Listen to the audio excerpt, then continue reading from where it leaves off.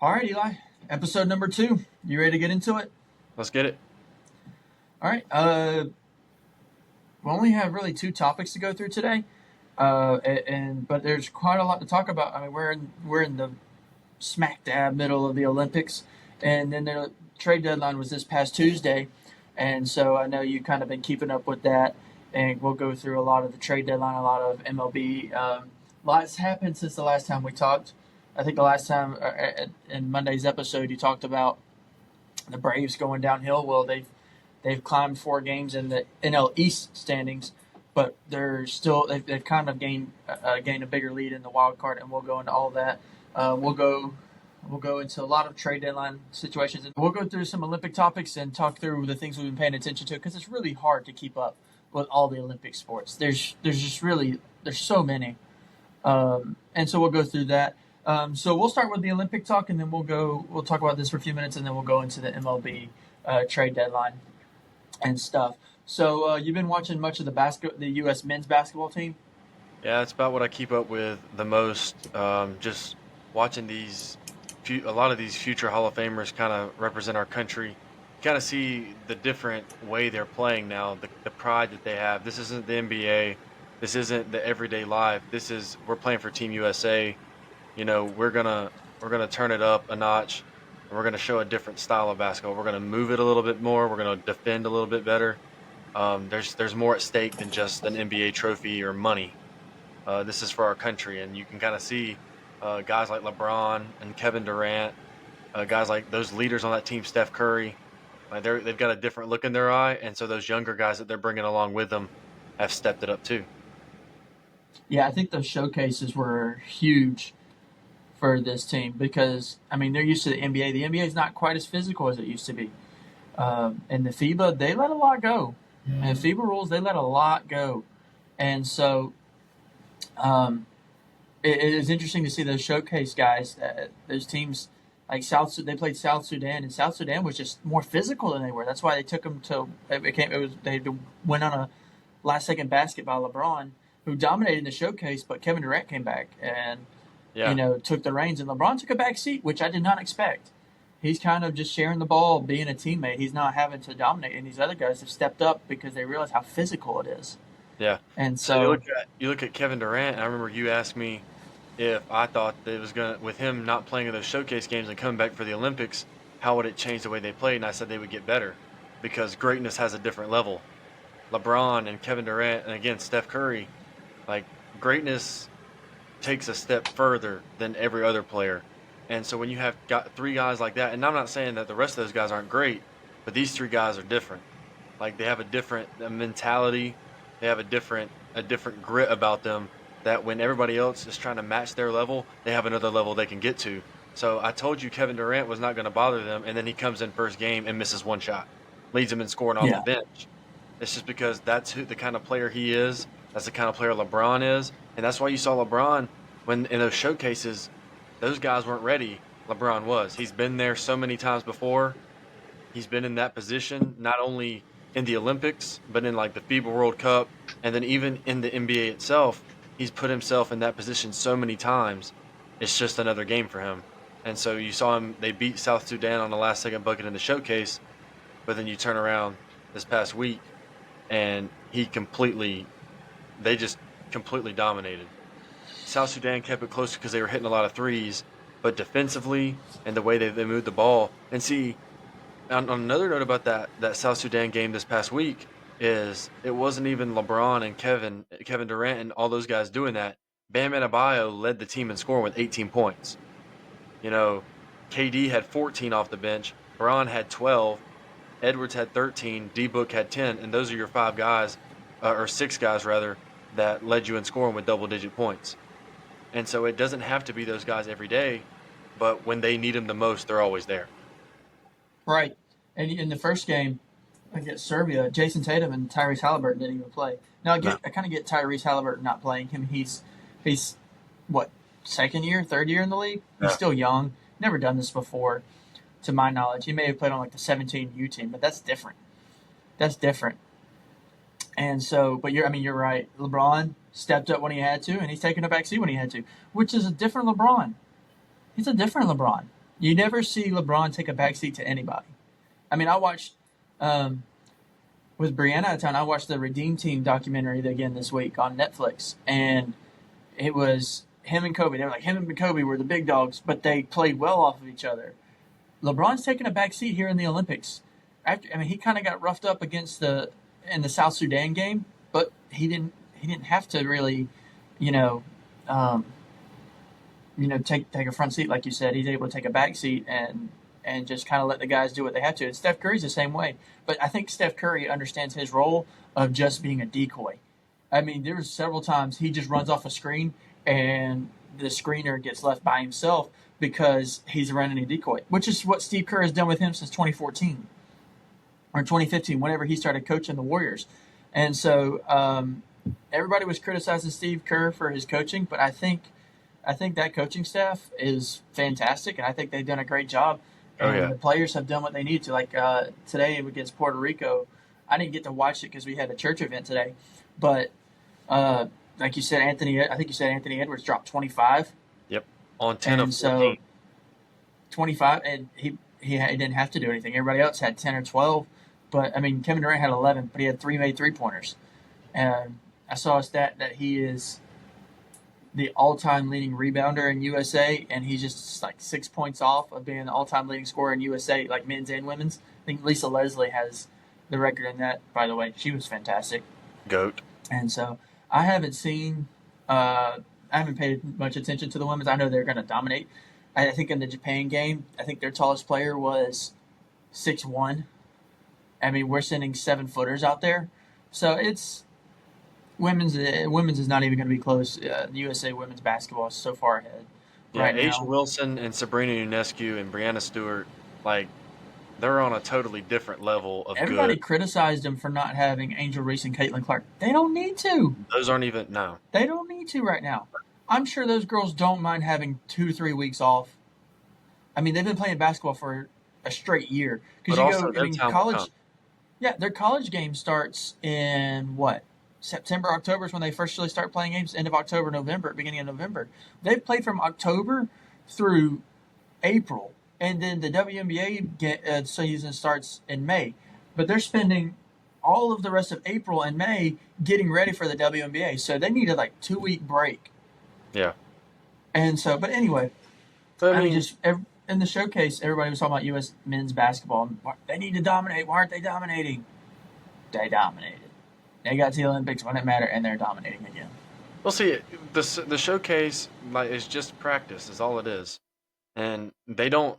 I mean, they had not played together in that showcase or in that area yet. I mean, they've played together in All Star games or maybe pickup or something, but they haven't put themselves in that position yet. So like they didn't mean much. I mean, like you want to win, but like I knew or anybody that watches these guys play knew when the Olympics came, they were going to turn it up. And that's what they've done. I mean, they've literally showed you why they call the world championship, I mean, the NBA championship, the world championship. You're world champions for a reason. Like, these are the best players in the world. And Joel Embiid didn't even play in the South Sudan game because of matchups. People need to get past this whole thing of if they don't play, you know, people have a, like Steve Kerr doesn't know what he's doing, or why aren't they playing? Like Jason Tatum just won the finals. Okay, I mean, it's all about matchups. Tatum started the next game because of matchups. Halliburton came in off the bench, hit 2 threes because of matchups. Joel Embiid is probably he's the second best center in the league outside of Jokic. Behind Jokic, he's the second best center in the league, and he didn't play. But nobody was saying anything about that. Yeah, he was too But slow in the South Sudan but game. it made more sense. It made more sense to them. They can't see why Tatum and Halliburton didn't play, but then you see why Embiid didn't play. You're like, oh, well, he's slow. Well, there's other reasons that Tatum and them didn't play. I mean, Yeah, let's get real here. yeah, We're not soft. This is basketball. This is yeah. for a medal. This is for the gold medal for your country. I'm okay if you win and those two dudes don't play, oh well.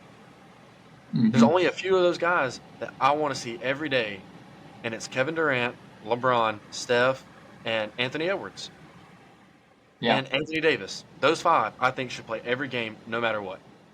and they The will. rest I of mean, them, we know those are the best ones, but I saw a lot of criticism on X about Uh, why is Derek White getting to play over Jason Tatum in the Serbia game? Well, look at his or in the South Sudan game or That's whatever what it he was. does. Look at his plus minus. He got the only game he got to play in the showcase was the last one. I forget who they played, but his plus minus, he only played 2 minutes in the first half, and in the second half he led the team in assists in the second half, and his plus minus was like 20 points. He's a point guard. He's essentially a point guard. So when he got to play over Jason Tatum, he's good at sharing the ball and he's better at playing defense. Now, it's not saying Jason Tatum's a slack off or anything, but that's the difference. His plus minuses were different. And then you had Kevin Durant who played as well, who's willing to take anybody's playing time. I'm willing to let anybody on that team sit or because of Kevin Durant. I really am. I mean, if Kevin Durant wasn't so fragile and wasn't such a baby half the time, he'd be the greatest player of all time, in my opinion. Bold statement, but he's got that. I mean, he's in his mid 30s, and he's still being able to shoot the ball and move at a high level, but he's too fragile. Well, see, I believe Kevin Durant's the greatest scorer of all time.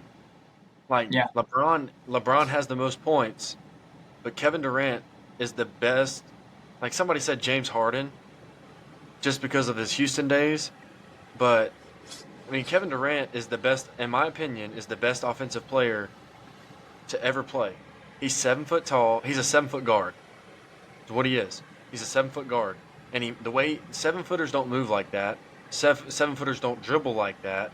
I mean, he has all of the like. He literally is Steph Curry, and to an extent, shooting the ball at 7 feet tall. If he was the smallest Steph, he could move like that. yeah, He would be just like Steph. But he is the greatest scorer of all time, and that's why when I said when he came back, when he started, that they weren't going to have a problem. That's one of the main reasons is because the way yeah, he plays fits in any system. And another thing about another thing to add on about the Jason Tatum part, and this isn't a hate against him, but with Derek White's not taking shots. He doesn't take away shots. So guys like KD and LeBron and Steph, those guys get their shots. Those are your scorers. They get more shots because people like Derek White are getting them the ball. Derek White does the dirty stuff. He's going to get on the boards. He's going to block shots. He's going to move the ball. He's going to he can make the defend shot when his you need him tail to. off. He's going to defend his tail off for 24 seconds or however long the shot clock is. He's going to defend the whole possession. He's going to make plays. He's going to chase down people. He's going to take the ball. Jason Tatum is a great player, but when it comes to matchups and when it comes to certain teams that you play, other guys have to play over him. And I don't know that throughout the rest of the playoffs that he won't play. I think he'll probably get minutes the rest of the playoffs. But for that, the game that they played in that he sat out was 100%. It made total sense from Yeah, I had from no a complaints about it. yeah, I had from no somebody complaints about it. who's not a Celtics fan, like has no dog in the fight. Like most of the people that were mad were Celtics fans. Yeah, So for me, who doesn't have a dog in the fight, I thought it was a good idea. Just like I think it was a good idea that Joel didn't play against South Sudan because they were too fast. yeah, All they I did was agree with that. chunk up shots, move to the goal. They were too fast. So you play AD and Bam, and then Bam goes for 18 points and hits like three threes. So he gave you what you needed. You wanted him in there for the athleticism and be able to run up and down the floor with those guys. And then he came out and scored. So Yeah, and they're in a he's really good knocking spot. down. Bam's knocking down corner threes. I mean, Joel, if you'll notice, most of his 3 point shots are from the top. Same thing with Anthony Davis. If they're going to hit threes, it's from the top. Bam being able to hit corner shots is huge. Plus, he's athletic enough to. I mean, he's a good five. If you want him to go small, which I think they've done with him several times, especially in that game, you go with Bam because he was physical enough. They were trying to push him around, and he pushed one guy. He's like shrugged that guy off. They threw him the ball inside, and he yammed it and let out a scream, which he should. That guy was trying to push him around and everything, and then flop for a foul, Yeah. and it's all ridiculous. Yeah, It's all another person ridiculous. that a lot of people don't talk about because he's very quiet is Drew Holiday. The way he goes about what he does, Hmm. like that's a dude that's another guy that you want to play every day Yeah, because that is a true point guard. That's a true. I mean, he's just a dog, really. Like simply put, he's going to go about his business the way he needs to. He's going to defend, and he'll get you 8 or 10 points. Like you can't leave him open; he'll score. But the way hmm he defends, I mean, that's what you need. Because like a lot of these teams are going to play. like outside of maybe Canada, really they have a true scorer, like one or two, and it's usually a guard that he would take care of. So he can lock them up. That's why he starts a lot, or he gets a lot of minutes. Like it was mainly the South Sudan game was a bench game. Like Braun had 12, I believe. Yeah, he And they had were all in 12. the second half. And yeah, but no, well, he started off early. He had 8 early points. Oh, But they were turning the ball over. Steph only had 3 points. D Book didn't get going until the second half. So Tatum didn't do really anything with the five. And then you bring in Bam and you bring in Anthony Edwards, Drew Holiday, Tyrese Halliburton. Like these guys went and scored and turned that game upside down because South Sudan came back. USA, because Braun got off to a great start. A couple yeah. of yams in there, an and one, stuff like that. Or I don't know if it was an and one, but he got 2 free throws out of it, pretty sure. Um, but he got them going early, and then they turn around, and South Sudan hits like 3 threes and gets back into it. A timeout, he switches five, and then here come your bench. They go for 50-something points in the first half. Or, yeah, within the first 3 quarters, it was like 55 points. And they had 60-something. And it was the Right. bench. That's another thing is like, there's levels to this. Yeah, and um, a story I always like talking about when it comes to the Olympics is when Coach K, when Kobe first started playing for Coach K at Team USA, he went to Kobe and said, "You need to learn how to hit the open shots because these guys are such good scorers. They have to practice learning how to fade away, off the dribble, step backs, all this stuff. They're not used to being open. But when you're playing with Team USA, you're playing with other guys who can do what you do or do it better potentially. So I mean, having Derek White, Drew Holiday, who are used to playing, who used to be able to catch and shoot, that's big.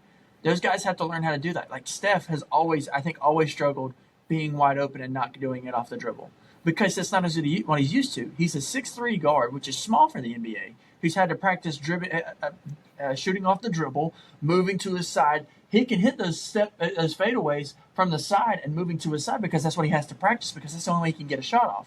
So being able to stand in the corner and spot up shoot, those guys aren't used to it anymore. And so Derek White's huge in that because he can knock down that shot. Drew Holiday can hit down that shot. LeBron has hit that shot in these Olympics and even in the showcase games.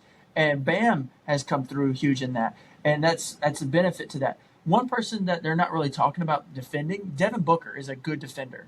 Always has been. He just doesn't have the ability to do that in the NBA because he's been the best scorer on his team. There's times when he has to guard, before Kevin Durant came, he had to guard the best guard on the other team. He had to defend against the best guard on the other team, and then he had to go score 30 every night. He complains, and it bugs me because he's such a true talent. But he's a good defender, and he's been able to showcase that. I mean, these guys have really stepped up the physicality in the Olympic group stage, and I'm sure they'll continue it on. I'm not sure who. I know Canada's moving on. I haven't seen the rest who are moving on yet, but because it's the top two from each group, I believe. Yeah. And so I'm sure Serbia made it through, or I don't They're know. playing right Serbia's the what now? They're playing right now. South Yeah. Sudan and Serbia. So do you know the score of that? Not off the top of my head, no. That's all We right. were at halftime last time I checked. Okay. So, I mean, Serbia is going to be a physical team. It just the level of physicality in FIBA play versus NBA is different. And being able to take the ball off the rim, stupid, by the way. Stupid. Yeah. We'll see. Very stupid. I'll say something else. Like, we talk about the physicality, and I mentioned at the top of the show that it's really about the pride you have for representing your country is different. Playing for a medal for your country is different than the NBA. Yeah. And then I'll take it a step further. It's physical.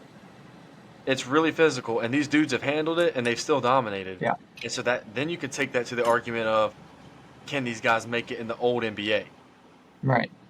And look, I've come from a long, like, all the people we're around at home, the adults we talk to, they say LeBron couldn't make it in the old NBA. Look, I'm sorry, the man's a freak, He is. and I 100% believe that he could, Yeah. because I think he could adapt just the same way I think Michael Jordan can make it in today's game. I believe that LeBron can make it in the old game. And I think if Kevin Durant didn't weigh 130 pounds soaking wet, I think he could make it because of the way he scores. But see, LeBron's built. LeBron has, and that's the one thing I've always respected about him is he has taken care of his body. He's built up. He's built up his endurance, his rehab after games. All of this stuff has built him and prepared him to play at 40 years old and still be one of the better players on the floor. Hmm. And this isn't like the old Olympics where there wasn't that many NBA players. Like Bron, they played Canada. You're playing SGA, who, in my opinion, should have won the MVP this past year. I mean, I love Jokic. I think he's a really great player, but I think SGA did enough to be the MVP. And so you're going up against guys like that every day. And then they beat Serbia to start the group stage with Jokic, the 3-time MVP or whatever. I mean, come on. Like these guys are the real deal. These are legit hoopers. Like these aren't just athletes, these are hoopers. These guys get it done. And so Yeah. that's why Team USA is so good. That's why they're going to win the gold medal. I can tell you right now because I don't think anybody's going to beat them. I don't think anybody has that same mindset, and they can. They could have the same mindset as USA, but they can't play with it. Yeah. They don't It's have 10 guys that could go with, or 12 guys that could go with the 12 guys that USA has. I'll echo what you said about it comes down to the bench because there's 60 something NBA players throughout these Olympics, NBA players throughout the Olympic rosters, but they're all starting. You sit them down, you know what the USA's doing? They're carbon copying. They've Yeah. made different skill sets, but the intensity and the skill level is still there. So and this is nothing new, but it's just that's what makes it different because in the World Games a couple years ago, we were on the same level as those teams. I mean, yes, they're still NBA players and they're good in the NBA, but they were role players in the NBA because the Stars said no. Well, the Stars took some pride and were like, yeah. As soon as LeBron said yes, all the rest of these guys said And you knew yes. that was going to happen. And you knew it was going to happen. And it's what it should happen. And it's the way it should happen. But maybe this will continue on. Just one more note. I'll say one more thing about the basketball team with Anthony. It's Anthony Edwards. 25 today against Puerto Rico. You're Mhm. talking about you're bringing carbon copies off the bench. Anthony Edwards will probably be the best player of his time. That's the closest thing, in my opinion. That is the closest thing to Kobe Bryant you'll ever see again. Hey, Kobe Bryant Anthony was the Edwards. closest thing we'll ever see to Michael Jordan again. I mean, literally, his jump shot, his fadeaway, his elevation look exactly like Kobe and Michael's. I think he's a combination of those two. I really do. And I'm 100% in agreement with you. He And he will has the be, confidence. and he has the ability to do what LeBron's done. If he can have the same longevity that LeBron has, I mean, you probably made a lot of people mad when you just said LeBron could compete with Michael Jordan. He has the ability to, he does not have the mindset to. That's where he does not have the mentality to. He has the competitiveness. Don't get me wrong. He has the competitiveness, and I agree with you. He could, skill set wise and competitiveness. He complains too much. That doesn't say that the guys who played in the 80s and 90s didn't complain, because they did. Charles Barkley, chief among them. Michael Jordan complained a lot. But I think LeBron complains twice that, and I think he's ushered that stage into the NBA and into basketball. I mean, I think he ushered in the era of complain, complain, complain, complain, complain, complain. I think he is the father of that, of just shut up and play basketball. I think he's the father of just complain until I get my way, or if I don't like it, I'll go somewhere else. Well, see, And you see that now. You see guys moving from Florida to California, or vice versa. People who move from Massachusetts to wherever they want to play college or to play high school basketball because it'll give them a better opportunity. If they don't like where I'm at, I'm leaving, and that's where a lot of people are at. And well, see, I think he grandfathered that into basketball in general, and it's not been good for basketball as a whole because it's trickled down into AAU ball and into high school ball, and there's people who don't want to be referees anymore. That's a whole other topic. But because LeBron's generation, instead of just fighting through it, they complained online in the media and in game. People are literally verbally abusing referees, and people don't want to be referees anymore. And because they don't want to be, just there's a shortage of referees, schools like mine, where I'm the athletic director at, we're having to pay absurd amounts of money to have referees at basketball games. Like if we tried to have three referees at our basketball games, we would pay up near $5,000 for less than 15, right at 15 home games, less than 15 home games, because we only played 20, 22 games. Half those on the road, few tournaments. I mean, I think he is not solely responsible, but I think he's the lead in that. Well, see, I have that same opinion to a certain extent, but y'all people say that he's a complainer. Yes, that's the league today. He would fall right in line with those dudes back in the day. I'm telling you, I'm saying right now that if he played in the 90s, his mindset would be of the 90s. He Like grew up in the 90s. I'm talking about if he played in that league. If he played in 92 and 93 and 94 and 95 when Michael and them were there, he would be just along the lines of them because that's how the game was. Now he's changed the game to this, and so I mean, and I 100% agree that all they do is, but that's everybody now. And yes, was his generation or however you want to call it, his draft class, whatever. Those guys, did they probably breed that in there? Yes, but I'm telling you, and I mean, I'm not saying you can't speak on eras, like you can't compare eras. But I believe though, my argument that everybody else says that he's a baby, he's this, he's that. Well, I'll flip it and say if you're saying he can't make it because he's a baby, I say he can make it because he'll change the way he was. Like he wouldn't be that way. He would go right along the lines of the rest of the league. He would do the Yeah. same things Michael did. He would do the same things Larry Bird did. Chuck, all these guys, he would do the same thing, and that's why I believe that he could make it because he's right along the lines of those guys. So I don't know how we got all the way off to that, just talking about Anthony Edwards, but yeah, Anthony Edwards is going to be he's the next star. I think everybody talks about Luka, and I personally love Luka. I like watching him play, but he complains way too much too. But that's another story. But Yeah. Luka and Anthony Edwards are really the two guys that I think will run the league. I think next year could be the Timberwolves' year, and we'll talk about the NBA later on in another episode as the season kind of nears and things start happening here in the summer. But I mean, that next year could be the Timberwolves' year. They have a team like that, led by Anthony Edwards. So yeah, bringing Anthony Edwards off the bench for Team USA, he could even start if they wanted him to. But 25 points today to lead off the bench is pretty good. So USA sitting pretty. It is pretty good. I kind of been keeping up with the golf. I haven't really watched much of it because I don't know the majority of these guys. But Xander Schauffele and John Rahm tied for first. One surprise there. I'm not surprised that Scheffler, however you say it, is up near the top. I'm surprised Scheffler is not up there. Now he's tied for sixth at 10 under, and the leaders are tied for first at 14 under. So he's right there with them, and he's tied with McIlroy and someone else. But just go off of the Olympic side of things real quick. People are criticizing Scheffler because a lot of the top tier talent from the PGA Tour has gone to LIV tournament, and they say he doesn't play the top tier, guys anymore. That's why he's dominating these PGA Tour events. Well, he dominated the Masters. That's one of the toughest courses in the world. And LIV Golf is playing the Masters.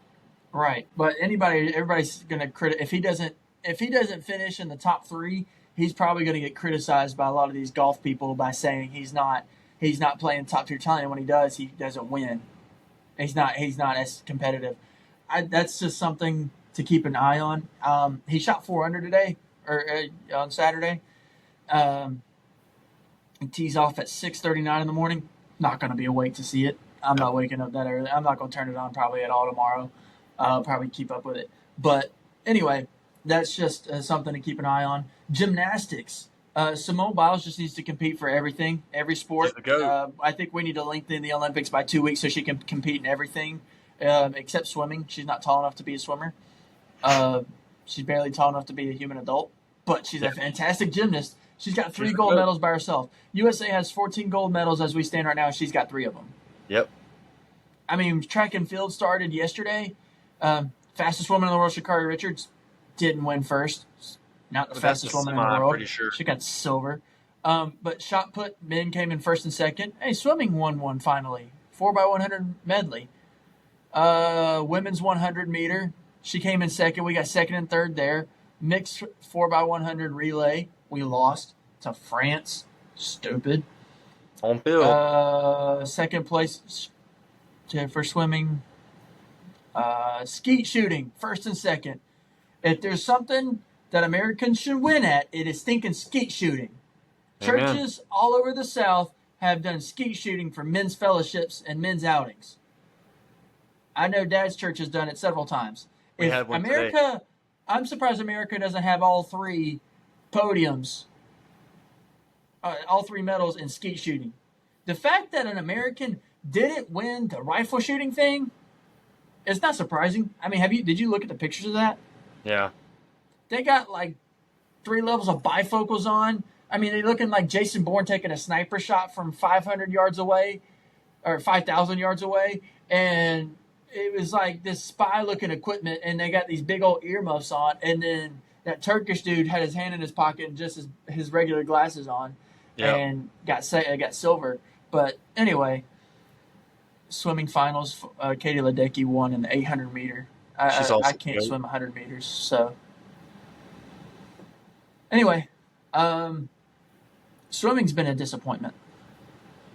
Well, that Mershon dude for France is insane. So anything that he's in, he's gonna win. So like we ain't even got a chance. Like you just looking for silver or bronze, he's gonna take whatever he's in. I mean, the guys did win the first medal of the swimming meet, the 400 relay, and I mean they won that one. Yeah. Led by Caleb Dressel, one of the goats, I would say. I mean, Michael Phelps is the GOAT, but when you come to Yeah, I down the think he's list, got Caleb 23 Dressel, Rowdy Gaines, like medals. he's up there with Rowdy, War Eagle to Rowdy anyway. But Yeah, those guys got it done. But France has a ton of good ones. Australia, there's so much competition within swimming, especially between those three countries that were just mentioned. So it's kind of yeah, tough. Even there's an 18 or 19-year-old Canadian. She was really good. I think she won a gold medal. But I mean, yeah. I've been focused mainly on basketball and gymnastics, though. I've paid attention to other stuff. I have watched a lot of swimming, but basketball and gymnastics. Shout out to Suni Lee and Jade Carey Yeah, and War those Eagle. girls getting it done. Um, yeah, War Eagle City. But yeah, shout out Suni Lee. Coming back from a bad kidney disease, she's in remission. Had to relearn different skills to be able to compete, and within a year and a half, I mean, she won bronze in the all around. Like she was, defending her gold. She won gold in 2022 because of COVID, and then came back and won bronze this year after having to stop competing at Auburn because she was so sick. Like if you see pictures of her like from now and then from a year ago, how like swollen her face was because she was retaining so much water and everything because of her kidneys. I Mhm. mean, to be able to come back and then win bronze and then all around is absolutely absurd. And I'm not just saying that because we're partial because she came to Auburn, but she's the real deal. Her and Simone are insane. Simone will forever be the best. Like she's the best forever. Like nobody will ever touch her. But Suni's making a path for herself, and now she has a story to tell with it. So that's really cool. I mean, they got it done, which we expected. The men got their first Medal in a bronze long or time. medal in like 16 years. Won the Yeah, bronze medal the other day. The dude on the yeah. pommel horse was electric. His Uh, only his only event. He sat there for his only event, waited for his turn, came up and clinched it. he won. He got a bronze today for artistic Mhm. gymnastics. He won on the pommel horse. He got a Yep, bronze. that's all he does, and he knew his role and he did his job. More people need to do that. Know your role Exactly, and that shut your happens in mouth. all walks of life and sports and all of it. Like know your role and do it to the best of your ability, and good things happen. To quote The Rock from 2002, know your role and shut your mouth. Yeah, Um, so we'll talk MLB trade deadline. That's the only major thing that's really happened this week. Trade deadline was huge in a lot of ways. A lot of people sold. I think last time we talked about the Rays selling while they were 500, 50-50, where they were 500. And so, thoughts on the trade deadline? oh, I got a lot about the trade deadline. I'll start Uh, off by saying this. A lot of teams that normally sell at this point in the year with the records that they have can't because of how competitive it is. So teams like the Cubs and the Pirates, Padres, those guys couldn't sell because they're still in the hunt for that wild card, chasing the Braves and the Mets. The Diamondbacks are there too. Like those guys couldn't get rid of players, and so teams that the Phillies and the Orioles and the Dodgers would dip into to get players, those teams weren't selling because they're still in the hunt. So that kind of, put a halt in things to begin with. Some teams loosened up. We're going to start just because I know a ton about it. I mean, it's my team, and that's the Braves. They only made one move, and it was for Jorge Soler. But they've got good news back on Lopez and Fried. They're going to get both of them back within the next week. Fried probably comes back this weekend. So you got those two pitchers back, so they didn't have to make a move for a pitcher. They Michael Harris will be back in 2 weeks. Yeah, 12 days. So they'll get him back. Ozzie will be back by the end of September. Whit Merrifield came back to fill his position. So he really didn't have to make a ton of moves. He just needed to get one bat to kind of lengthen the lineup. They go get Soler, who is known for his crazy stuff in the postseason with the Braves back in 21 when they won the World Series. Everybody remembers the home run that he hit out of the Astro Stadium when we clinched that series in Houston. So bringing him back slides him into the leadoff position. Kelenic moves down to about the 7 or 8 hole. You got Arcia on a 12-game hit streak. He's homered in back-to-back games. You got Olsen, who's come back and hit 6 bombs in like the last 11 games. Riley's finding his way. Ozuna's still the same. So you got all of these guys, and then you stick Soler at the top of that lineup. They've won 4 in a row. They're 5 games back of the Phillies, 2 games up in the wild card. So they're solidified. Any thoughts on the Braves? You can't believe you just threw away Luke Jackson like that. They only made one move for Jorge Soler. They got Luke Jackson out of it. He came in the deal. Whatever. Disrespect. Come on. Nothing really on the Braves. They're getting all these injured players back. I'm not worried about Fried and Lopez. They'll have more quality starts than they will bad starts.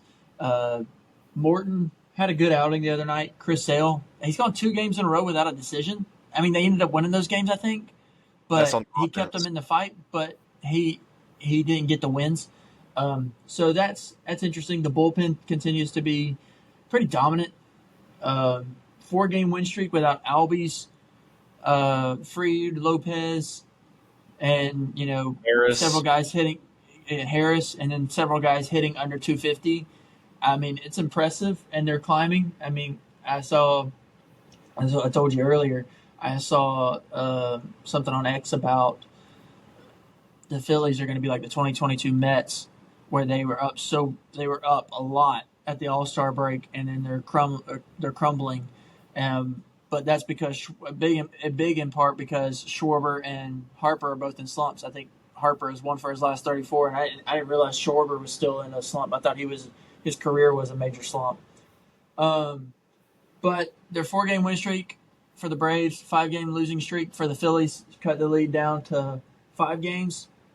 The Mets are stagnant right now. I don't think they're doing a ton. They're 7-3 in their last 10. So I mean, they're doing all right. They've cooled off. They have cooled off tremendously. They're tied with the Padres right now on the cut line for the wild card. The Diamondbacks have snuck up. They're 8-2 in their last 10. The Padres are 8-2 in their last 10, but they lost today, I think. And then the Diamondbacks won 4 in a row. So someone to look out for that nobody's really talking about. The Kansas City Royals are on a 5-game win streak, and they're second in the AL wild card. Bobby Witt. Dude is killing it. Yep. But the Orioles had gotten so far up, were winning so much, that they're on a 2-game losing streak and 5-5 in the last 10. They're still 3.5 games above the Royals. So who's winning the AL East? 1 second. Right now the Yankees are because they just won, so they're a half game up. I told you. I said, well, if the Yankees make a move at the deadline, that the Orioles needed to watch out. Yeah. And guess who they got? Jazz Mr. Chisholm. Aura himself, Jazz Chisholm. I thought he was a center fielder. Huh? Isn't he an outfielder? They moved him to the outfield, but he can play the infield too. He played third base the other night. Yeah, he can play he started out in the infield with Miami, and they moved him to the outfield. Okay. and so he can play the infield. But he brings aura to that team, and he brings a lot of energy to that team. And so he homered 4 times in the first 2 games. One was off a position player, but it doesn't matter. Like he Yeah. brought the energy back to New York, and now they're back in the lead in the East. It looked like they were going to lose that division because they had nothing going on. Like there was Hmm. the guys that want to be at the ballpark. Is what it seemed like. They were making stupid mistakes. They bring in Jazz. They also got Leiter Jr., which is a reliever from the Cubs. He's pretty solid. He'll help that bullpen. But now they're a half game ahead of the Orioles in the East, and it's not just because of Jazz, but Jazz helps out a lot. Because look, 15 years ago, players like Jazz Chisholm would not be playing for the Yankees. Even 10 years ago, people like Jazz Chisholm would not be playing for the Yankees. Now it's a different type of baseball that you Different play. time. Desperate And times. Jazz literally represents the new era of baseball. And I love it. Like I love watching him play. I love the way he goes about things. I love his approach, and I like the way that he's got the Yankees back a half game ahead. Yeah. Because Garrett Cole's getting in his groove. They're gonna get guys back from injury. Aaron Judge is the MVP. Like Bobby Witt's on his tail, but Judge is on the way to hitting 60 bombs this year. Yeah. So the Yankees are sitting pretty. I mean, they're only a half game ahead, but I believe that they're going to finish that out, all because of Mr. Aura, however you want to say it, Jazz Chisholm. Well, the Orioles are a fascinating story. Their AAA affiliate, the Norfolk Tides, are right down the road. It's a literally 15-minute drive for me. They Friday night they had 3 guys in their infield. They had Jackson Holiday, Gunnar Henderson, and Kobe Mayo. All 3 of those guys started off the year here in Norfolk for the Tides. So they got 3 rookies playing in the infield right now. Now they sent Jackson Holiday back down because he started 2 for 30 something, and he came back up and hit a grand slam in his first game back. And then They, Kobe Mayo on Friday night went 0 they for 2 brought with 2 Gunner up walks. last year, Jordan. Was it last year? Yeah, Gunner was I thought he brought him in. Okay, I thought he came Gunner. up like early in the season this year. No, Okay, well no, he my was mistake. committed So to that Auburn. I did I not. know that's He besides the just point. But if he wouldn't have got drafted as high as he did, he was coming to Auburn. well, he could probably got paid the same amount the way NIL works. Anyway, Yeah, well no, not for baseball. They're trying to yeah. build everything at He Auburn. wasn't. The NIL, I don't think was passed at that time. I think that was 2 years ago, 3 years And that ago. was 2 years ago Okay. because Well, Bo Nix was still at Auburn when NIL went through because he okay. signed with the Sweet Tea Company. I forget it. Milo's. Yeah, he signed with Milo's like at Yeah, but that's 12:01. another reason I like him because he knows what school he needs to go to. He still Yeah, pulls up sometimes. he's Honorary good. Auburn Tiger. Yeah, he was in the home run derby, wasn't he? Yeah. Okay, Yeah. my bad. But No anyway, problem. they called up 2 guys last week from AAA, and so which stinks for us because we don't get to watch them. I mean, Norfolk Tides were when they won the AAA championship last year with all these guys, um, and they're all getting called up. So it's a fascinating story. Um, who else you got your eye on? I'm looking like we always do at the deadline. You look at the Dodgers. Made multiple moves. They got Jack Flaherty from the Tigers. The Tigers were having a better year this year, but they're not going to make the playoffs. The AL is just there's some teams that are just too good. Yeah, Jack Flaherty 7-5, 2.95 ERA on the year as a starter. He's going to help. We mentioned last Monday how the Dodgers are plagued by injuries. Their staff, Mookie's out. Like so many dudes are hurt. I think Muncy might still be hurt. I'm not sure. But Jack Flaherty brings in some experience.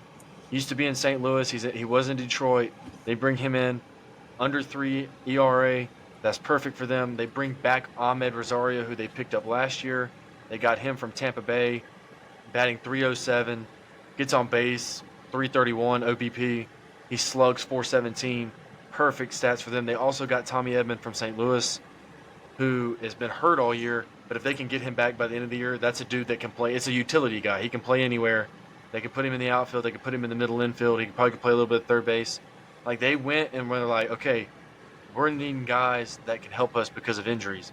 And those two with Rosario and Edman, those 2 guys are utility guys that can play anywhere. And then they got Michael Kopech from the White Sox. Stats aren't great. like a 4.7 ERA this year, but he has great arm action. His fastball plays up. It's like 100, 101. I think he throws a nice cutter with some run in it. Like those guys that they got, it was a great trade deadline for them in a seller's market. Like you wasn't much to get. A Right. buyer's market, I guess. I don't know. Seller's market, I think, is the way to go when you say that. I'm But not smart enough to know. those four guys could help them make a push. They're playing better baseball now. They kind of went in on the All Star break in a kind of a rut, but those four dudes that they picked up are really going to help them. And then I'm looking at the Guardians. So before I mention them, you have anything you want to add about the Dodgers? Yeah, they've lost 3 in a row. Who they've been playing? I think last night they lost to the Athletics Yikes! 6-5, Yikes! and then I watched the Braves lose the Athletics this the year. Padres. They lost 2 straight to the Padres. Say that again. Padres. They lost They 2 lost straight to the Padres. Let's Yeah. look at their last 10. They're 4-6. The Diamondbacks are gaining on them. Hottest team in baseball. Diamondbacks are 4 games back, and they're 1-4 in a row. I think the only division that really doesn't have a ton of competition right now is the NL Central. The Brewers are in firm control. Everybody else is just kind of struggling. But going back to what you said about Kopech not having like a 4+ ERA, why would you want to pitch well when you're playing for the White Sox, who've lost 18 in a row and they're 41 and a half games back from Cleveland? Why would you want to play hard? Why would you want to waste, your arm playing for a team that's not even trying to win right now? I think he struck out the side in his debut for the Dodgers He did. because of his fastball. His fastball Yeah. plays up, dude. It's like 101, 102. It'll top out, and then he can throw a little off speed, but he's got so much. His arm action is so good. That's a Yeah. perfect get for them. Anything to add? Any more about the Dodgers? No, I think it really hurts them when Mookie went down. I think he was their emotional leader. Um, I quit keeping up with Freddie. He made me mad. It was like 3 years ago now. Uh, He's still Freddie. so I Too think many. he's gonna be probably considered one of the greatest first basemen of all time. Probably the Let's be greatest. honest. I mean, he doesn't have the name. He does. I mean, I'm biased, but I believe he probably could go down as the best first baseman to ever play. But one, I'm biased, but two, he's going to bat between 290 and 310 every year. every year. He's going to top out over 100 RBIs usually. He doesn't do that much now because he's in a 2-hole. He's going to hit 30 bombs about, but he's not a home. Like he doesn't go up there trying to hit home runs. But somehow he always finds a way to hit them in the biggest moments. Yeah. Many times in the playoffs, big games, Freddie got it done. And then Shohei, I mean, you got the greatest. He probably will go down as the greatest baseball player of all time. So when you lose Mookie, it's huge just because it's Mookie Betts. But when you lose Mookie and you still have Freddie and Shohei, it kind of okay. It makes you feel a little bit better about yourself. I would agree with that. No, I mean, he's probably going to go. He's definitely going to be considered one of the best. But we'll see. We'll see how that plays out. I'll mention Braves got I'll lucky mention getting a 4-game series against Miami Marlins. Yeah. Having a So 4-game series against the Marlins really helps your win percentage right now. Yep. And then we'll move on to the Guardians. They didn't really do a ton at the deadline, but Have to. nobody talks about them. They got the best record in baseball, led by Stephen Kwan, that leads that lineup with a 332 average. He's in the leadoff spot, which means your leadoff guy is getting on base. Mm-hmm. 332 average out of your leadoff is big because then you got J-Ram right there behind him. Jose Ramirez, 28 bombs, 91 ribbies, and we still have over a month to play. Yeah. Almost basically 2 months. Yeah. And he's sitting there.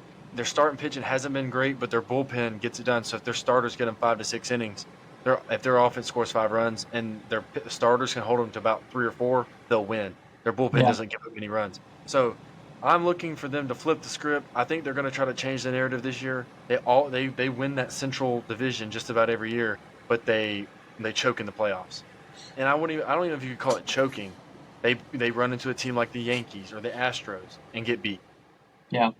And so this year, I will see how long they keep up this record. I don't know that they'll have the best record in baseball when the postseason comes, but they're going to try to change the narrative and try to at least get to the CS and maybe even get to the World Series this year. I don't think they have the pitching to do it, but I will say this: shout out to my guy DJ S's teammate at Welch, big Guards fan. I got them looking good. I usually talk trash about the Guardians, but they look good. They're a really good baseball team. Hopefully, when it come October, they'll still be a good baseball team. You have the worst name in baseball. Yeah, give me Stupid the name. Indians. I mean, they're top. I mean, they so it's the in the Central. It's the Guardians, Royals, Twins, Tigers, and White Sox. Top three, all above 60 wins. But Yep. because the Guardians are First time so in a dominant, long time right? that that's happened. And but because the Guardians are so dominant right now, they're 6 games up on the Royals and 6.5 on the Twins. And so, um, big, big, big year for that division, except for the White Sox, trash. Uh, AL West is interesting. If the Tigers were in the AL West, they'd be towards the top. Yep. I mean, they'd be tied for third right now, Yeah. maybe. I mean, but Houston and Seattle are tied for first right now, and then the Rangers are 5.5 games back from them. So Detroit just they're having a better year. They're only 7 games below 500, which Yeah. is good for them. Shout out Houston for coming back and taking over against the Mariners. I like the Mariners. I'm a big Julio Rodriguez guy, so maybe that they'll be able to come back and overtake them again. But the Astros started off awful, like a Awful. putrid start to the year, and they've come all the way back and took that division back over. I think it's only like a game and a half or 2 games ahead. Seattle just beat Philly last night, so a struggling Philly team Seattle took advantage of. But lead that into, as we finish up the show, talk about the Phillies. They made a couple of moves at the deadline, bolstered their bullpen with Carlos Estevez and Tommy Banks. Estevez coming from the Angels, who are not having a good year. And then Austin Hayes from Baltimore. Really good. Austin Hayes is really good, but they have so much talent in Baltimore, they didn't really need him. And so you move him to Philly, he's going to help them out there in the outfield. They didn't have to do too much at the deadline. They got what they needed, and their roster plays. I talked about it Monday, so we're not going to go into it now. That lineup plays against anybody. A lot of Mm-hmm. lefties. You got some righties on the bench. They're lefty heavy, which most of the pitchers in the MLB are right-handed, so that helps because Stott's left-handed, Bryce, Kyle Schwarber, those guys are left-handed. Realmuto's right-handed, but like they've got the bats, so they didn't have to do too much. They bolstered an already really good bullpen. They bolstered that up. Got Austin Hayes, another utility guy, to play in the outfield. They're going to look to get back on track. Hopefully, as a Braves fan, they don't, but that's what we're looking at with the Phillies. Yeah, 2022 Mets were a disaster. I like going back and watching the video of the Mets commentator who said the division's over, ladies and gentlemen, it's over. And then the Mets have blown up their organization, and uh, I say they had blown it up. I mean, they're 7 games above 500, but 2 3 years ago was it, they had Verlander and Scherzer. And everybody they both left at the end Traded of them that both year. at the deadline. At the deadline of that year, they just gave up. They blew up that team. Yep. Uh, so anyway, I'll go back to one comment I had about Freddie. I forgot to mention. One of the reasons I think he'll go down as one of the best first basemen of all time. The Braves were 30 games above 500, like 3 or 4 straight years, when they had the Uptons and they had that crazy lineup with Freddie Gonzalez. Terrible manager, by the way. I don't like Yep. him, but he was the only person from that team that they kept, and they built that roster around him, mostly Yep. through farm system, but they built that roster around him and won the World Series with him, and then he left, and I don't think that was entirely on him. I think his manager is a sleazeball, or was a sleazeball. His I think his manager is no wife wanted longer to his go back manager. to California too. That has to do with it, but But the as whole soon as he manager found out, story, yeah, yeah, as soon as he found out his manager lied to he him, he kicked fired him. him immediately. Yep. So anyway, anything else you want to talk about with baseball? No, I think that we pretty much hit the high points for the trade deadline. All of those teams that we mentioned, the Braves, the Yankees, Orioles, Dodgers, Guardians, and Phillies, those will be the teams I think you look out for in the postseason. Hopefully, the Braves will come out on top, but those are the teams that I look at right now that won at the trade deadline and that had the best chance in the postseason. Yeah, I agree with that. I think this is a good stopping point. Make sure you like and subscribe. That's the best way to help us get the word out there and get more eyeballs on the podcast. So appreciate you guys watching. Every Monday, 9 a.m. Eastern Standard Time, 8 a.m. Central Time. God's This will be time. on. Do what now? I said that's God's time, Central Time. No comment. Anyway, 9 a.m. Eastern Standard Time, 8 a.m. Central Standard Time. Cover a variety of topics, and we will see you next week. Appreciate Hey, it. guys. See ya.